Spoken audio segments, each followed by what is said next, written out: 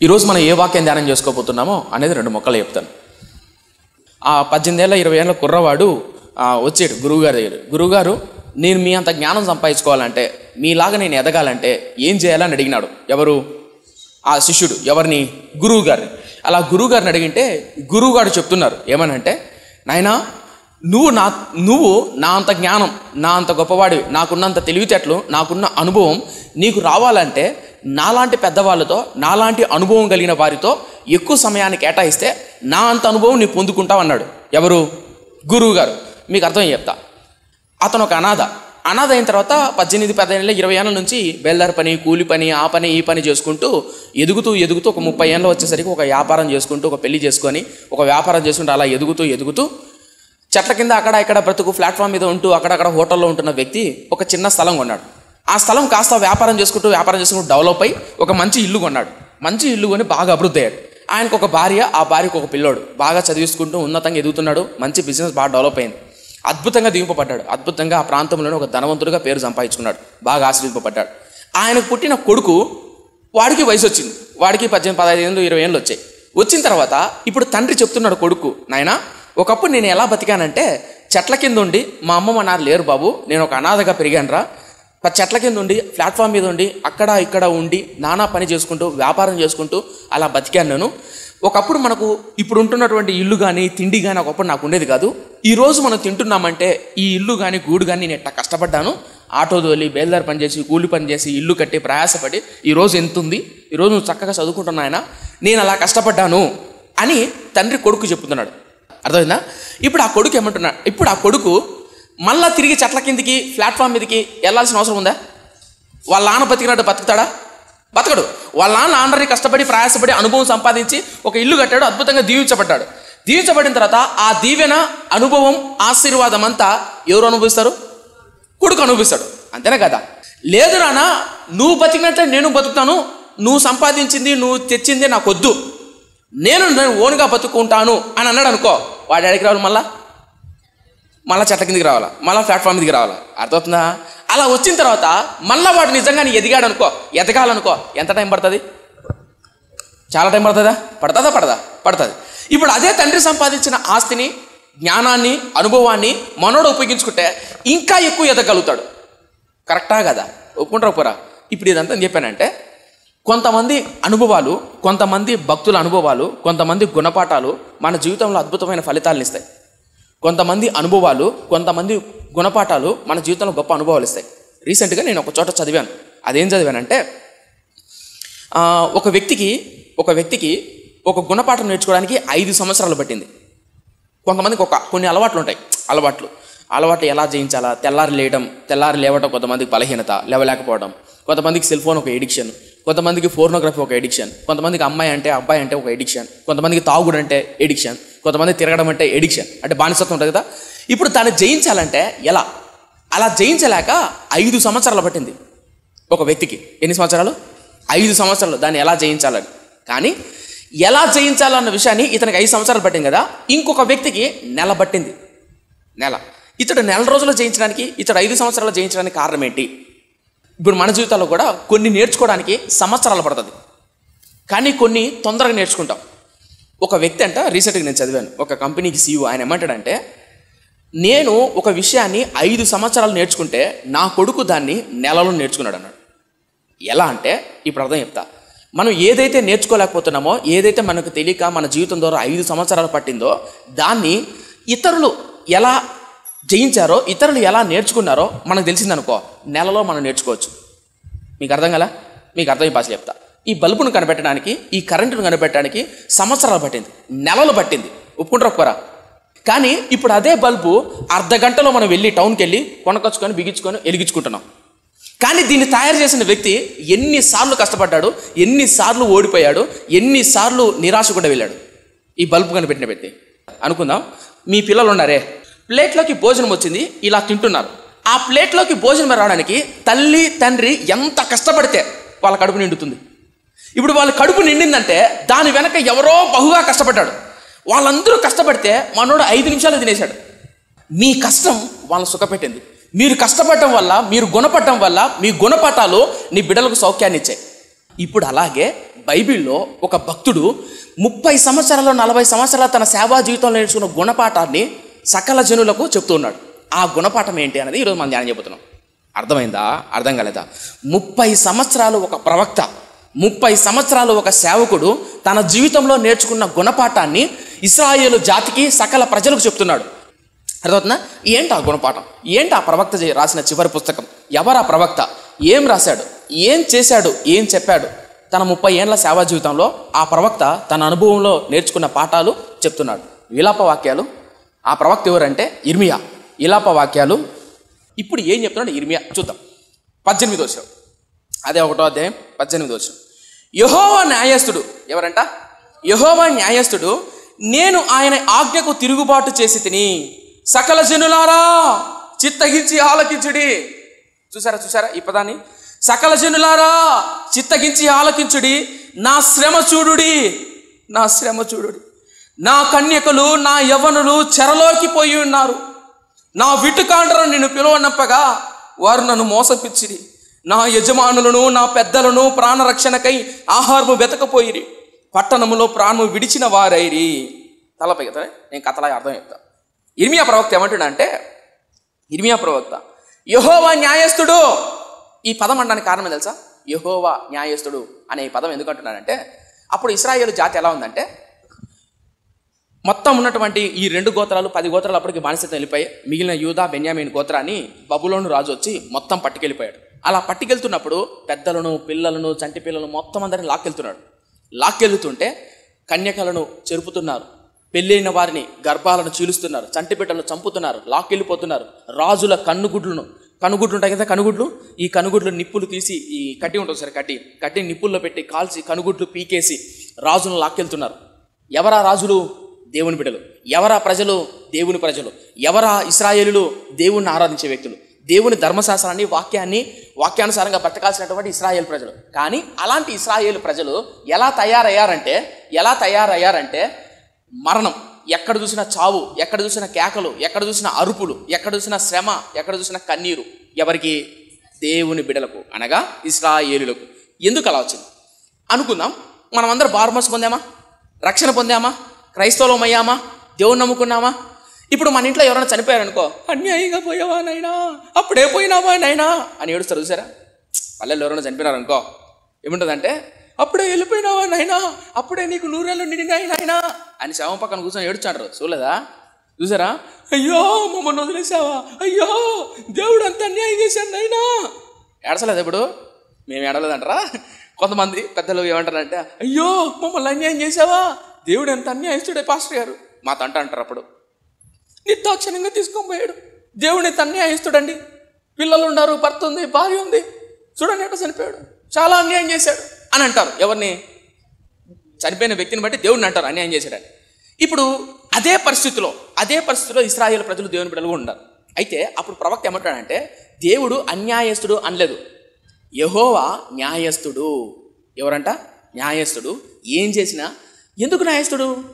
ఇశ్రాయేలు ప్రజలు వాళ్ళు చేసిన తప్పును బట్టి, వాళ్ళు చేసిన దోషాన్ని బట్టి చంపబడుతున్నారు, నరకబడుతున్నారు, పిల్లలు నడి రోడ్లో ఉన్నారు. ఆ ఫస్ట్ వచనంలో ఒక మాట రాస్తాడు, చూపిస్తా చూడండి. 1వ అధ్యాయంలో కొన్ని వచనాలు చూద్దాం. 1వ అధ్యాయం 1వ వచనం. జనభరితమైన పట్టణము ఎట్లు ఏకాకై దుఃఖాక్రాంతమాయను. జనభరితమైన పట్టణము అంటే ఎప్పుడు జనాలు ఉంటారు. జనాలు ఎప్పుడు చూసినా కుప్పలు ఉంటారు. అక్కడ పండగలాగా ఒక సందడిలాగా ఉంటుందా? ఒక పండగ, ఒక సందడి వాతావరణం ఉంది. ఎక్కడ? యెరూషలేములో. అయితే ఇప్పుడు ఏమైంది తెలుసా? అది చూడండి, మొదటి వచనం. జనభరితమైన పట్టణము ఎట్లు ఏకాకై దుఃఖాక్రాంతమాయను అంటే ఏమైంది? జనభరితమైన పట్టణము, ఎప్పుడు సందడిగా ఆనందంగా ఉండే పట్టణము ఏమైందంట? ఏడుస్తూ ఉందంట. దుఃఖాక్రాంతం అయిపోయిందంట, ఏడుస్తుందంట. చూడండి కాదు తర్వాత వచ్చిన. అది విధవరాలి వంటి దాయను. ఎలాంటిదైందంట? విధవరాలి వంటి దాయను. అన్యజనులలో ఘనతకెక్కినది, సంస్థానములో రాజకుమార్తె అయినది, ఎట్లు పన్ను చెల్లించిన దాయను. చూసారా? ఒకప్పుడు ఆ పట్టణం ఎలా ఉండదంటే, చుట్టూ ఉన్నటువంటి అన్యజనాల్లో కల్లా ఘనతకెక్కింది, పేరు పోసింది. ఏది? యెరూషలేం పట్టణం. తర్వాత ఏమైంది? సంస్థానంలోనే గొప్ప రాజ్యంగా ఉంది. ఏది? యెరూషలేం పట్టణం. కాలం మారిన తర్వాత ఏమైంది తెలుసా? పక్క వాళ్ళకు పన్నించుకుంటా బతుకుతుంది. ఎలా? పక్క వాళ్ళకు పన్నిస్తుంది, పక్క వాళ్ళని అయ్యా దయ తలచండి అన్న విధంగా బతుకుతుంది. ఏంటిది? యెరూషలేము అనే పట్టణం. ఎందుకు ఇలా? తర్వాత 2వ వచనం చూడండి. 2వ వచనం, రాత్రి యందు అది బహుగా ఏడ్చుచున్నది. ఎప్పుడంట? రాత్రి యందు అది బహుగా ఏడ్చుచున్నది, కన్నీరు దాని చెంపల మీద కారుచున్నది. దాని విటుకాండ్రందరిలో దాన్ని నోదార్చువాడు ఒకడునూ లేడు. దాని చెలికాండ్రందరూ దాన్ని మోసపుచ్చిరి, వారు దానికి శత్రువులైరి. తలపైకి యెరూషలేము పట్టణం ఎలా అయిందంట? రాత్రి యందు కన్నీరు కారుస్తుంది, కన్నీరు దాని చెంపల యందు కారుతుందండి. ఎలా తయారైంది పట్టణం? మీకు అర్థమైందా? ఇప్పుడు ఇలా పట్టణం అనేది, యెరూషలేము అనేది ఏకాక అయింది, దుఃఖాక్రాంతమైపోయింది. రాత్రంతా ఏడుస్తుంది, రాత్రంతా దుఃఖపడుతుంది. ఎక్కడ చూసినా పిల్లలు, భార్యలు, బిడ్డలు విధవరాలు అయిపోయారు, భర్తలు చంపబడ్డారు, అనాథలు అయిపోయారు, దిక్కులేని వాళ్ళు అయిపోయారు. ఏది? యెరూషలేము అంతా, యెరూషలేము పట్టణం అంతా. అలాంటి పట్టణాన్ని పట్టుకొని, అలాంటి పట్టణం అలా తయారవడానికి కారణం ఏంటి? దేవుడైన యెహోవా లేదా దేవుడు ఆ పట్టణాన్ని అలా చేశాడు. ఇప్పుడు దేవుడు అదే మనకు చేస్తే మనం ఏమంటాం? అదే పరిస్థితి మన కుటుంబంలో జరిగితే, ఒరే ఒకప్పుడు నేను బాగున్నానే, ఒకప్పుడు జనభరితమైనట్టుగా మా ఇంట్లో ఎప్పుడు బంధువులు, చుట్టాలు, ఆనందం, సంతోషంతో ఉండేవాడినే, తాగుతూ తిరుగుతూ ఎంజాయ్ చేస్తూ ఉండేవాడినే, అరే ఈరోజు ఏంది ఇలా తయారైపోయాను, దేవుడు ఎంత అన్యాయం చేశాను, నాకు ఎంత అన్యాయస్తుర్రా దేవుడు, నా జీవితంలో అనవసరంగా నా భర్తను, నా భార్యను తీసుకెళ్ళిపోయాడు, నా పిల్లల్ని తీసుకొని పోయాడు అని అంటారా? అనరా? సర్వసాధారణంగా దేవుడు అన్యాయస్తుడు అంటారా? అనరా? అంటారు. కానీ ప్రవక్త ఏమంటున్నాడు? యెహోవా న్యాయస్తుడు. న్యాయస్తుడు అంటూ ఇప్పుడు ఎందుకు న్యాయస్తుడో, తన 30 ఏళ్ల సేవా జీవితంలో ఎందుకు దేవుడు న్యాయం ఎట్ట తీరుస్తాడో, ఏం చేశాడో అన్న విషయాన్ని వివరించుకుంటూ వస్తున్నాడు ఈ 2 వచనాల్లో. ఇప్పుడు ఏం వివరిస్తున్నాడో చూడండి. ఇప్పుడు 17వ వచనం, 18వ వచనం, 1వ అధ్యాయం 18వ వచనం. యెహోవా న్యాయస్తుడు, నేను ఆయన ఆజ్ఞకు తిరుగుబాటు చేసి తిని, సకల జనులారా చిత్తగించి ఆలోచించుడి, నా శ్రమ చూడుడి, నా కన్యకలు, నా యవ్వనులు చెరలోనికి పోయి ఉన్నారు. తలపైకెత్తాను. ప్రవక్త ఏమంటున్నా అంటే, సర్వజనులారా ఆలకించుడి. ఏం ఆలకించాలయ్యా? ఇప్పుడు చెప్తున్నాడు అనుభవాన్ని. ఏమని చెప్తున్నా అంటే, మేము, మా యవ్వనులు, మా కన్యకలు, కన్యకమైన అమ్మాయిలు, యవ్వనస్తులు, మా రాజ్యం, మా దేశం ఇలా ఏడవడానికి, ఇలా బాధపడడానికి, ఇలా కృంగిపోవడానికి కారణం ఏంటి తెలుసా? నేను ఆయన ఆజ్ఞకు తిరుగుబాటు చేసి తిమి. ఇది తన సేవా జీవితంలో 30 ఏళ్ల నుంచి నేర్చుకున్నాడు. ఏ క్రైస్తవుడైతే, ఏ భక్తుడైతే, ఏ విశ్వాస అయితే దేవుని మాటకు, దేవుని ఆజ్ఞకు అవిధేయత, తిరుగుబాటు చేస్తాడో వాడు నాశనం అయిపోతాడు. మీకు అర్థం భాష చెప్తా. కొన్ని నెలల కిందట ఒక సిస్టర్ నా దగ్గరకు వచ్చింది. బాబు, నా దగ్గరకు వచ్చి నేను అడిగింది, నేను ఇట్లా కువైట్కి వెళ్ళాలనుకుంటున్నా, ప్రార్థన చేయనైనా, ఇట్లా ఇతర దేశాలకు వెళ్ళాలనుకుంటున్నా. ఏం మా అన్న? ఏం లేదండి, నా భర్త తాగుడు అలవాటు చేస్తున్నాడు, పిల్లలను పట్టించుకోవట్లేదు, తాగుడు అలవాటు చేస్తున్నాడు. పిల్లలకు సరైన భోజనం కానీ, ఫుడ్ కానీ ఏం పట్టించుకోవట్లేదండి.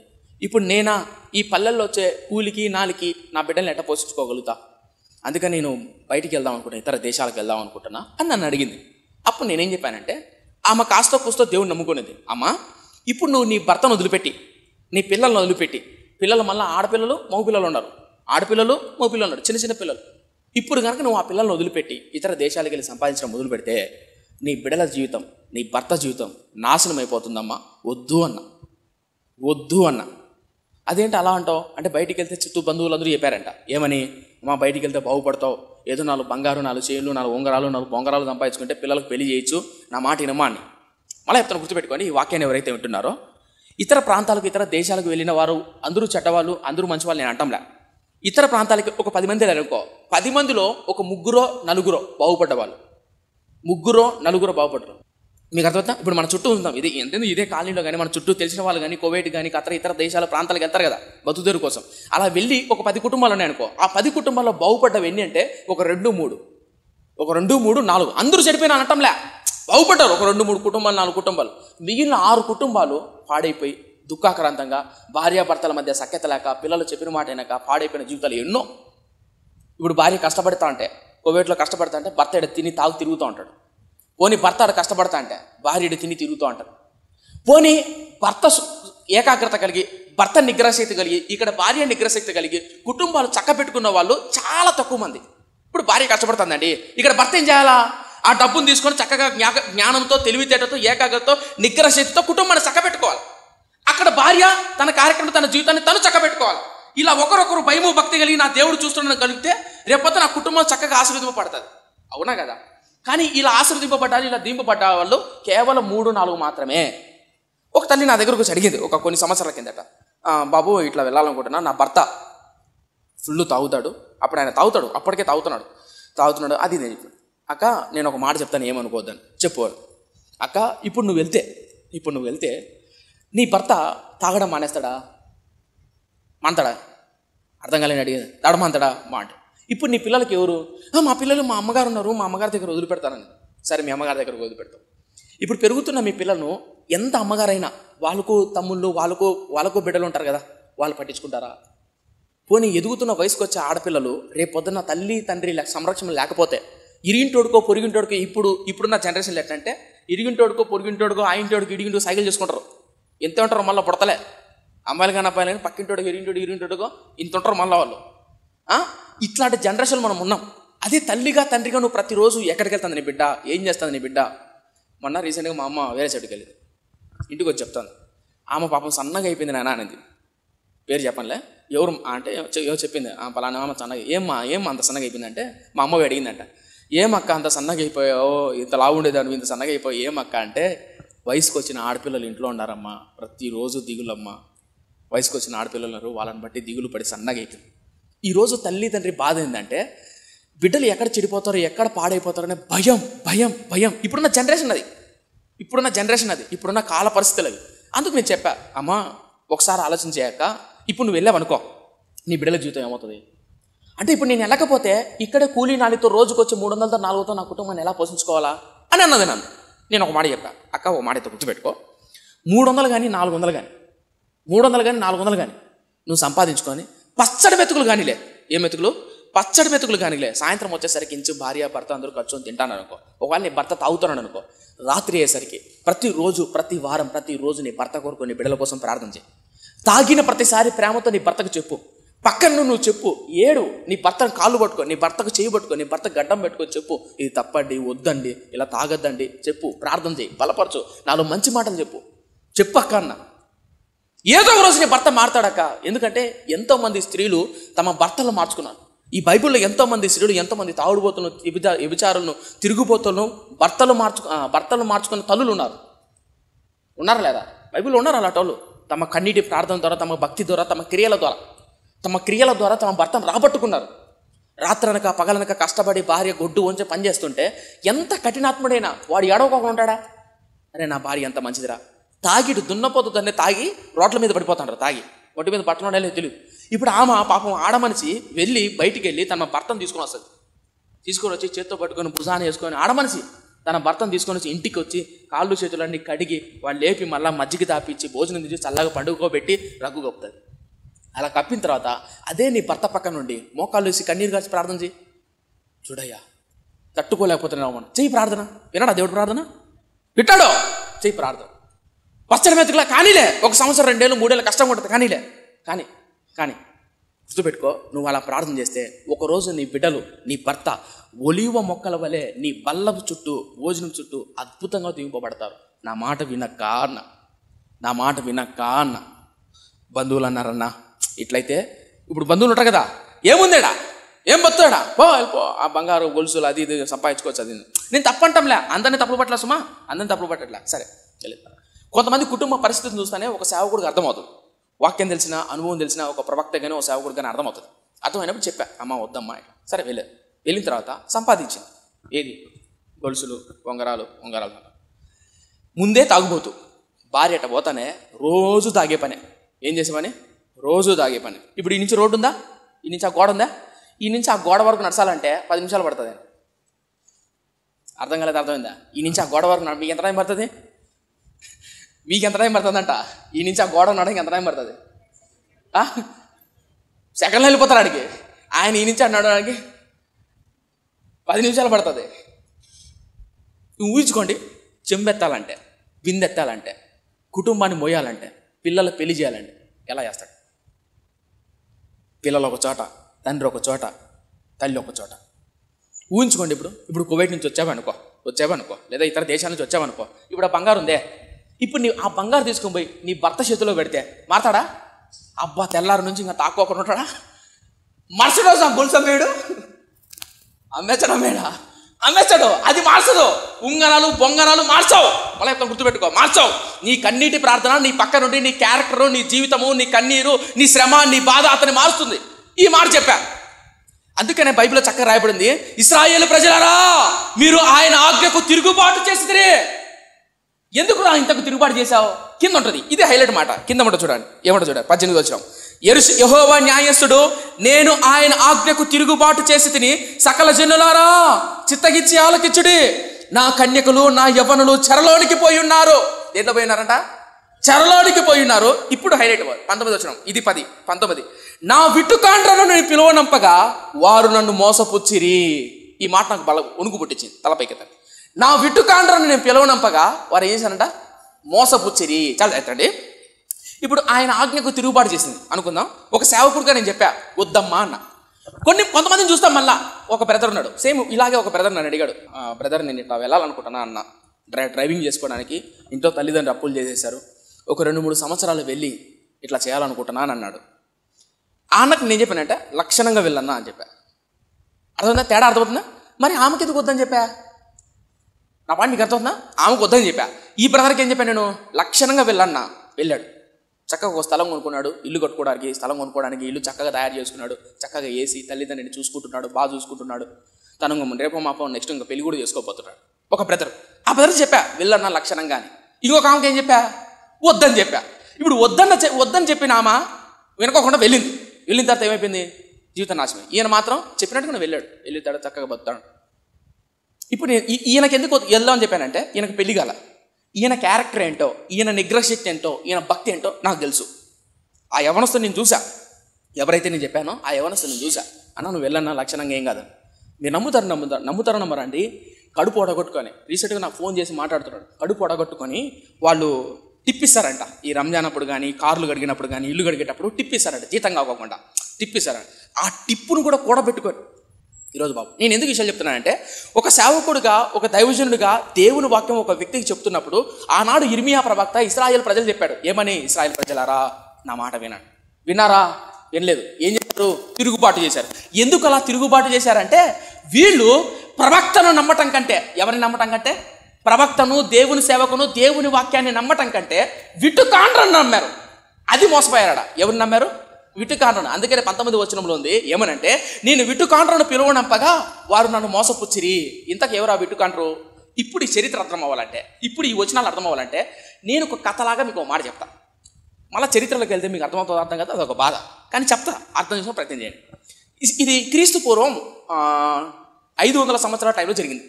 క్రీస్తు పూర్వం 600, 500, 5వ శతాబ్దం, 6వ శతాబ్దంలో జరిగింది. ఏం జరిగిందంటే, బబులోను రాజు ఉన్నాడా? కథలు చెప్తానండి. బబులోను రాజు ఉన్నాడా? ఈ బబులోను రాజు మొత్తం ప్రజలందరినీ తీసుకొని పోయాడు.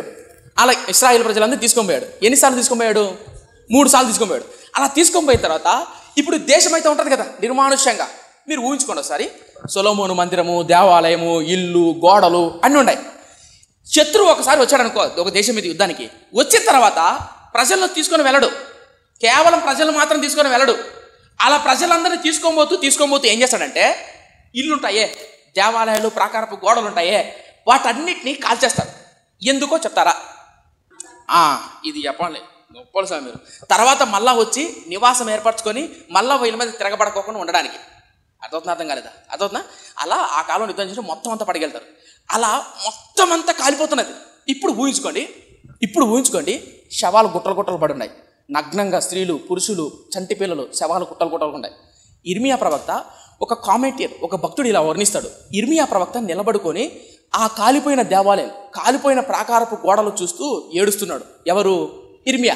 ఆ టైంలో రాశాడు ఇలాప వాక్యములు. ఇలాపం అంటే ఏడవడం, విలపించడం అంటే ఏడవడం. తన చుట్టూ జరుగుతున్న ప్రాంతాన్ని చూసి అప్పుడు చూసి రాస్తున్నాడు, అయ్యా అయ్యా అయ్యా. అలా ఏడుస్తుంటే అప్పటికి ఇశ్రాయేలు దేశంలో అప్పుడు పడిపోయింది కదా, మొత్తం ఆ పడిపోయింది కదా గోడలు. ఆ గోడల్లో ఇంకా కొంతమంది ముసలోళ్ళు, కడు పేదవాళ్ళు ఇంకా ఉన్నారు అక్కడ.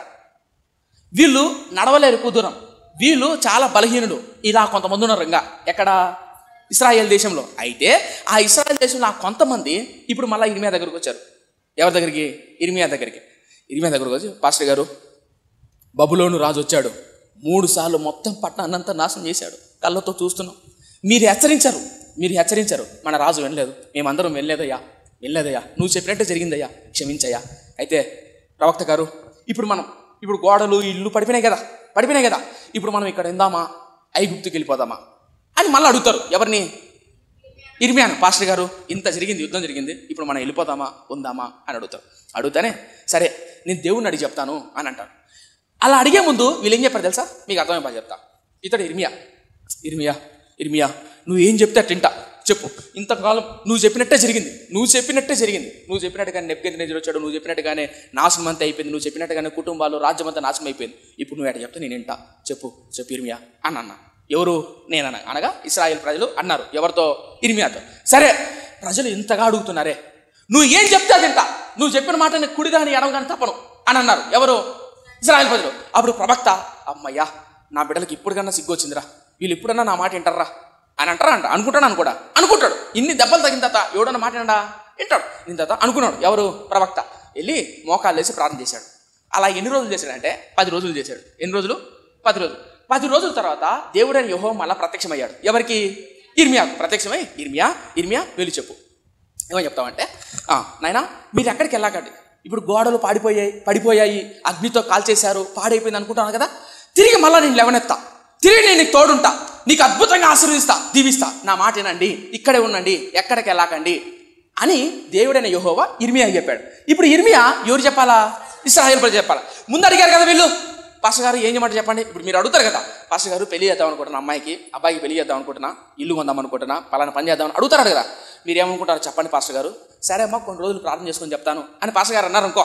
కొన్ని రోజులు ప్రార్థన చేసుకొని వచ్చిన తర్వాత ఇప్పుడు వచ్చి పాస్టర్ గారు చెప్పారనుకో, అమ్మ దేవుడు నాకు చూపించాడు, ఈ పెళ్ళి ఎందుకో క్షేమం కాదు, ఇప్పుడు ఈ స్థలం ఎందుకో, ఈ ఉద్యోగం ఎందుకో, లేదా ఈ ప్రాంతం ఎందుకో క్షేమం కాదు, వద్దు అని అన్నామనుకో. వినేవాళ్ళు కొంతమంది, వినని వాళ్ళు చాలా ఎక్కువ మంది. అర్థం కలదా? చాలా తక్కువ మంది మాత్రమే. ఇప్పుడు చాలా దగ్గర. ఇప్పుడు మొదట్లో వచ్చారు ఇశ్రాయేలు ప్రజలు ఎవరి దగ్గరికి? ఇర్మియాకు. చెప్పండి పాస్టర్ గారు నువ్వు ఏం చెప్తాను. వచ్చారా? సరే ఇర్మియా ప్రవక్త ఎన్ని రోజులు ప్రార్థన చేశాడు? 10 రోజులు. 10 రోజుల తర్వాత దేవుడు ఏం చెప్పాడు? ఇర్మియా భయపడద్దని చెప్పాలకు, వాళ్ళు ఎక్కడికి పోవద్దని చెప్పు, ఇక్కడ ఉండమను, నేను దీవిస్తా, నేను ఆశీర్వదిస్తా చెప్పాడు. ఇప్పుడు ఇర్మియా బయలుదేరి ప్రజల దగ్గరికి వచ్చాడు. ప్రజలారా మీరు నన్ను అడిగారు కదా, ఏమని? అయ్యా ఏం చేయమంటా చెప్పు, వెళ్ళిపోమంటావు ఉండమంటావు అంటే అడిగారు కదా, దేవుడు నాకు చెప్పాడు మీరు ఎక్కడికి వెళ్ళాకండి, ఈ ప్రాంతంలో ఉందాం, పడిపోయినాయి కదా, కాలిపోయినాయి కదా, తిరిగి మనం ఒక్కొక్కటి కట్టుకుందాం, దేవుడు మనకు తోడై ఉంటాడు, నా మాట ఏనండి అని అన్నాడు. ఎవరు? ఇర్మియా. ఎవరితో? ఇశ్రాయేలు ప్రజలు. అప్పుడు ఇశ్రాయేలు ప్రజలు ఎలా తిరగబడతారో తెలుసా ప్రవక్త మీద, ఎంత దుర్మార్గంగా మాట్లాడతారో తెలుసా. ఇప్పుడు దాకా చెప్పిన కథ ఉందిగా, ఇప్పుడు బుర్రలో పెట్టుకోండి, ఇప్పుడు నేను చదివిస్తా, ఓకేనా? చూడండి కావాలంటే ఎక్కడ ఉంటుందంటే 42వ అధ్యాయం, ఇర్మియా గ్రంథం 42వ అధ్యాయం మొదటి నుంచి.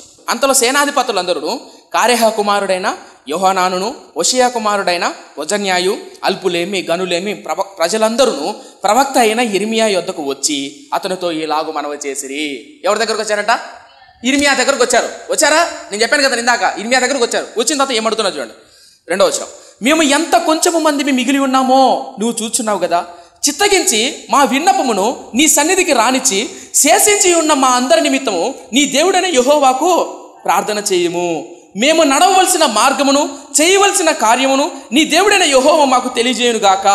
కాగా ప్రవక్త అయిన ఇర్మియా వారికి ఉత్తరం ఇచ్చినదేమనగా, తలపై తల చెప్తా. ఇప్పుడు వచ్చారు వాళ్ళందరూ, కారేహ, ఓషియా కుమారుడైన జగన్, వీళ్ళందరూ ఉంటారు కదా. వచ్చారు ఎవరి దగ్గరికి?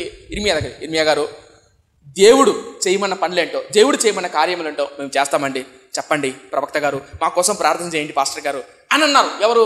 ఇశ్రాయేలు ప్రజలు. అప్పుడు ఇర్మియా ప్రవక్త ఏమన్నారంటే, సరే మీరు అడిగినట్టుగానే ప్రార్థన చేస్తా, మీరు అడిగినట్టుగానే మీ కుటుంబం కొరకు, మీ ఆర్థికంగా, మీ దీవెన కొరంగా, మీ కుటుంబాల కొరకు, నీ యవ్వన కాలం కొరకు, నీ వివాహం కొరకు, నీ భర్త కొరకు, నీ భార్య కోసం ప్రార్థన చేస్తాడా చేయడా? చేస్తా. చేసిన తర్వాత దేవుడు నాకేమి చెప్పమన్నాడో అది చెప్తా, వింటారా అని అడిగినా అనుకో, వింటాం, నువ్వు ఎట్ట చెప్తాట. ఈ మెడకాయలు ఊపు కింద పడిపోతాయి అనిపించదు, అట్టు ఊపుతారు. ఎప్పుడు కొత్తలో ఈ ఊపి నువ్వు వంగి అట్టే అని చెప్పి అట్టే అంటారు. కొత్తలో పెళ్ళి అప్పుడు ఏమంటారు, అట్లా ఊపుతారు. ఊపిన తర్వాత అడిగారు కదా వీళ్ళు, అడిగారా లేదా? అడిగారా? ఇప్పుడు అదే ప్రవక్త దేవుని దగ్గరికి వెళ్తాడు, 10 రోజులు ప్రార్థన చేస్తాడు. ఎన్ని రోజులు? 10 రోజులు. తిరిగి వచ్చి చెప్తాడు ప్రవక్త, నాయనా దేవుడు నాకు విషయం చెప్పాడు, మీరు వెళ్దా అన్నాడు, ఇక్కడే ఉండండి అని చెప్పాడు. చెప్పిన తర్వాత ఇప్పుడు అదే ప్రవక్తను ఒకప్పుడు ఎలా అడిగారు? వినయంగా, పాస్టర్ గారు ప్రార్థన చేయండి, నువ్వు ఏం చెప్తే అది తింటాం అని వినయంగా అడిగారా? వినయంగా అడిగిన 10 రోజుల తర్వాత పాస్టర్ గారు వచ్చి సమాధానం చెప్తానే ఇప్పుడు ఎలా తిరగబడ్డారు తెలుసా? ఇప్పుడు 43వ అధ్యాయం చూడండి. ఇప్పుడు 43వ అధ్యాయం 43 మొదటి వచనం. అంతటా ప్రజలందరికీ ప్రకటింపబలనని దేవుడైన యెహోవా పంపిన ప్రకారము యిర్మీయా వారి దేవుడైన యెహోవా సెలవిచ్చిన మాటలన్నిటినీ వారికి ప్రకటించి చాలింపగా. 43 వచనం 43 అధ్యాయంలో కనిపిస్తుందా? తలపై అర్థం చెప్తా. దేవుడైన యెహోవా యిర్మీయాకు చెప్పిన విషయాలన్నీ ప్రకటించాడు. ఎవరికి? ఇశ్రాయేలు. ప్రకటించిన తర్వాత వాళ్ళు ఏమన్నారు చూడండి. రెండో వచనం. ఓషియా కుమారుడైన అజర్యాయు, కారేహ కుమారుడైన యోహానానును గర్విష్ఠులందరూ యిర్మీయాతో ఇట్లనిరి. ఎవరితో అన్నారంట? యిర్మీయాతో ఇట్లనిరి. చూడ ఏమంటున్నారు? నీవు అబద్ధము పలుకుచున్నావో, ఐగుప్తులో కాపురమునుట మీరు అక్కడికి వెళ్ళకూడదని ప్రకటించుటకై మన దేవుడైన యెహోవా నిన్ను పంపలేదు. మమ్మల్ని చంపుటకు, బహులోను చెరను పట్టుకొని పోవుటకు, కల్దీయుల చేతికి మమ్మల్ని అప్పగించుట వలనని నెరియా కుమారుడైన బారాకు మాకు విరోధముగా రేపుచున్నారు. ఇప్పుడు ప్రవక్తను ఏమంటున్నాడు? నువ్వు ప్రవక్తవే కాదు, అసలు నీ దేవుడే పంపాలా, అసలు నువ్వు సేవకుడివే కాదు, అసలు నువ్వు పాస్టర్వే కాదు, నువ్వు గర్వంగా అని గర్విష్ఠులందరూ ఇప్పుడు తిరగబడ్డారంట. ఎవరి మీద? యిర్మీయా మీద. నేను ఎందుకు ఈ పదాలని చెప్పానంటే ఇప్పుడు గుర్తుపెట్టుకోండి. ఇలా యిర్మీయా తన జీవితంలో ఎన్నో అనుభవాలు చూశాడు, ఎన్నో ఆత్మీయమైన పాఠాలు చూశారు. దేవుని మాటకు విధేయత చూపిన వాళ్ళు, దేవుని మాటకు విధేయత చూపని వాళ్ళు. దేవుని మాటకు విధేయత చూపక వీళ్ళు ఏమయ్యారు తెలుసా? ఐగుప్తుకి వెళ్ళిపోతారు. అలా ఐగుప్తుకి వెళ్తుంటే మార్గ మధ్యంలోనే శత్రువులు వచ్చి కుక్కను చంపినట్టు చంపుతారు. బైబిల్లో తర్వాత వచనాలు ఉంటాయి. ఎలా చంపుతారంటే భయంకరంగా చంపి పారేస్తారు. ఎవరిని? ఈ ఇశ్రాయేలు ప్రజలు. అదే దేవుడు చెప్పినట్టు అదే యెరూషలేములో ఉండింటే చంపేవాళ్ళ? చంపేవాళ్ళు. ఇప్పుడు వెళ్ళిపోయారా? సేవకుడు మాట్లాడుకోకుండా. ఒకప్పుడు అడిగాడు. ఇప్పుడు నా ప్రశ్న ఏంటంటే, నువ్వు అడగడం ఎందుకు? మళ్ళీ అడిగిన తర్వాత చెప్పినప్పుడు వినకపోవడం ఎందుకు? అలాంటప్పుడు అడగద్దు. అర్థమవుతుందా? ఇప్పుడు సేవకుల దగ్గరకు వస్తారండి, పాస్టర్ గారు ఏం చేయమంటారు చెప్పండి అంటారు. అడుగుతారు. అడిగిన తర్వాత చెప్పినప్పుడు వినాలా వద్దా? వినరు వాళ్ళ ఇష్టం వచ్చింది చదువుతారు. అదేదో అడగడం ఎందుకు ఈ బాధ చెప్తానంటే, సంఘంలో నేను చాలాసార్లు సంఘ క్రమశిక్షణ కూడా చాలా బోల్డ్ అన్నిసార్లు చెప్పాను. ఇది తప్పు, ఇది ఒప్పు, ఇలా చేయొద్దండి, ఇలా ఉండండి ధైర్యంగా మీరు ఏమనుకున్నా పర్వాలేదని నాకన్నా వయసులో పెద్దవాళ్ళైనా సరే ఒక సేవకుడు ధర్మాన్ని పాటిస్తూ సంఘంలో బోల్డ్ అన్నిసార్లు చెప్పాను. నా మాట వినని వాళ్ళు చాలామంది ఇప్పుడు నష్టపోతూ ఏడుస్తున్నారు. నిజం చెప్తున్నా, వినని వాళ్ళు చాలామంది. నేను ఎందుకు ఈ పద చెప్తానంటే, ఆనాడు యిర్మీయా ప్రవక్త తన అనుభవాన్ని చేరవేసుకొని చెప్పాడు. ఇప్పుడు పోనీ ఎవరిని నమ్మాడు? ఐగుప్తులు నమ్మాడు, విట్టుకాంట్ నమ్మాడు. ఇప్పుడు వాళ్ళు ఏం చెప్తున్నారు? మోసం చేశారు. ఎవరిని?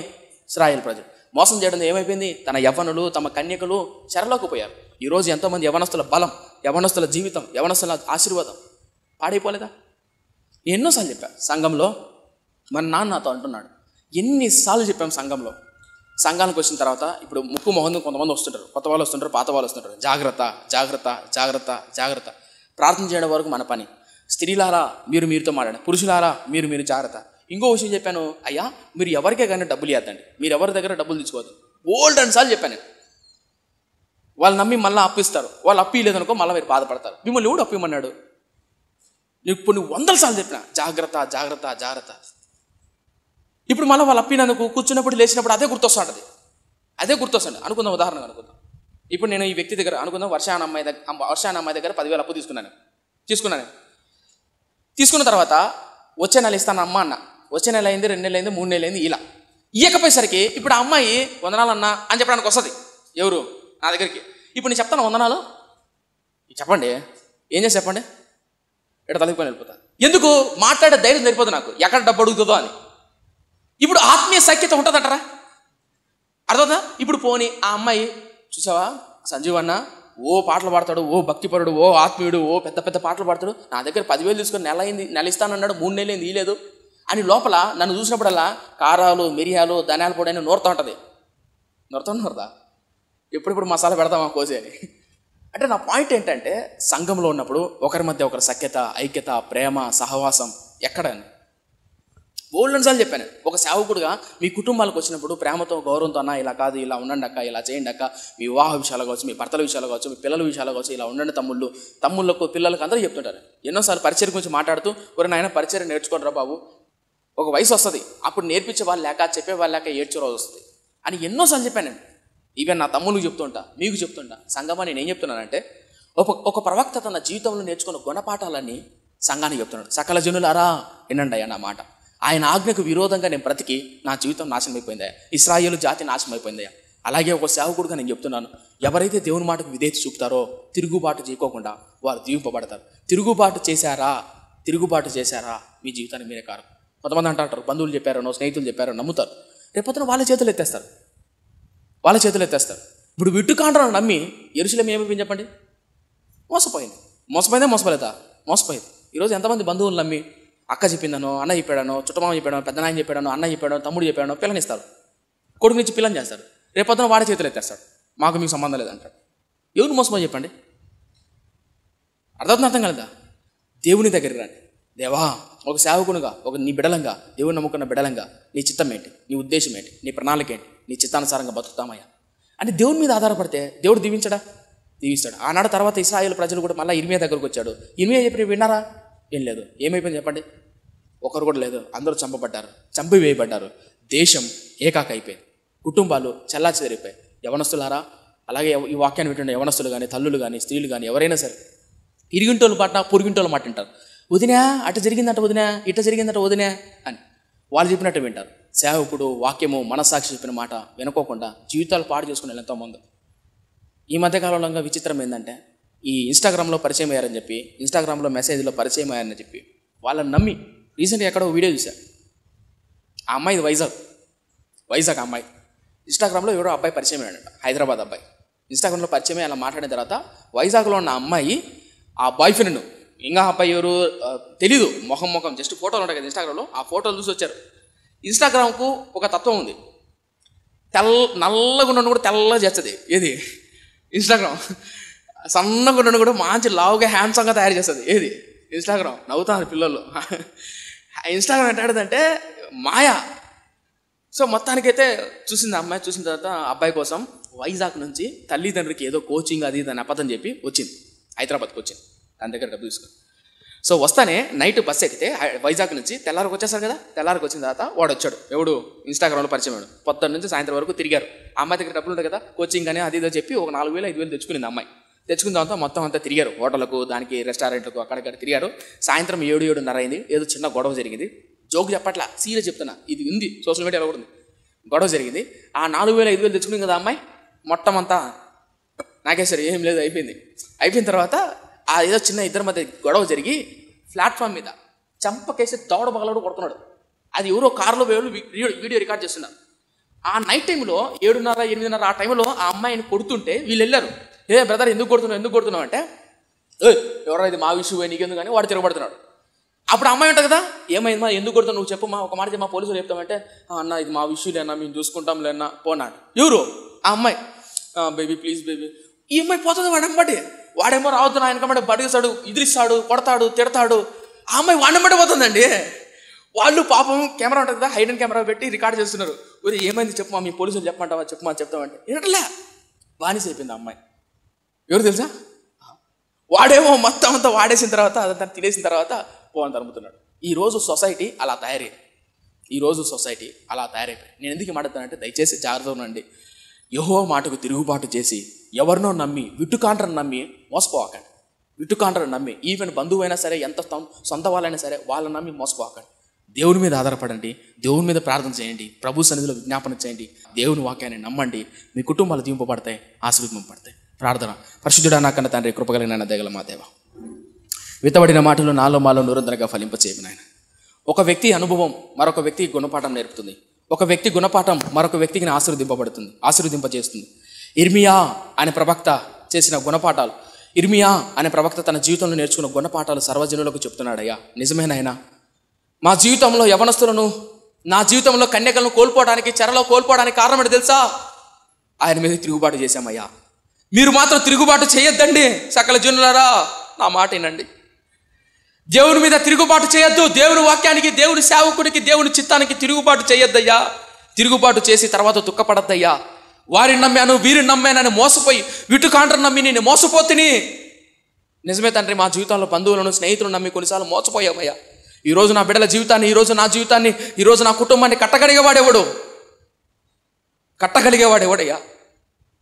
నీ మాట వినక, నీ చిత్తానుసారంగా బ్రతకక, నీ సన్నిధిలో ప్రార్థన చేయక, నీ సన్నిధిలో విజ్ఞాపన చేయక క్షమించయ్యా.